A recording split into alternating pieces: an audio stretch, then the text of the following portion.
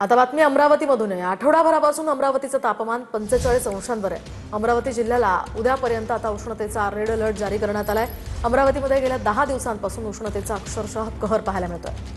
अधिकची माहिती जाणून घेत आमचे प्रतिनिधी स्वप्नील उमप यांच्याकडून। स्वप्नील, काय सांगाल? आठवडाभरापासून अमरावतीचं तापमान वाढतच दिसतंय आणि आता सुद्धा रेड अलर्ट जारी करण्यात आलाय। काय अधिकची माहिती?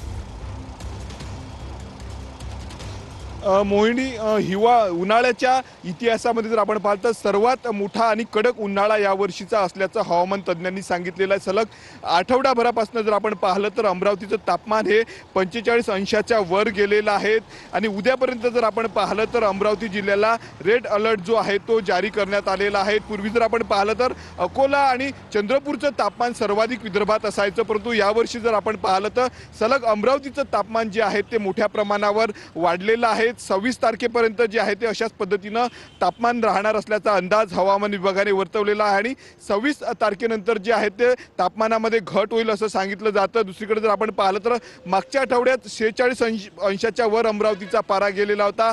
काल देखील तापमान 45 अंशाच्या वर गेले होतं। आज देखील त्याच पद्धतीनं तापमान राहणार असल्याचा अंदाज हवामान विभागाने वर्तवलेला आहे। एकंदरीत जर आपण पाहिलं तर अमरावतीचं तापमान जे आहे ते रोज रोज नवे विक्रम करत असल्याचं आपल्याला पाहायला मिळतं। नक्कीच स्वप्नील, यामुळे काळजी घेणं गरजेचं आहे। धन्यवाद तुम्ही दिलेल्या या सविस्तर माहितीसाठी।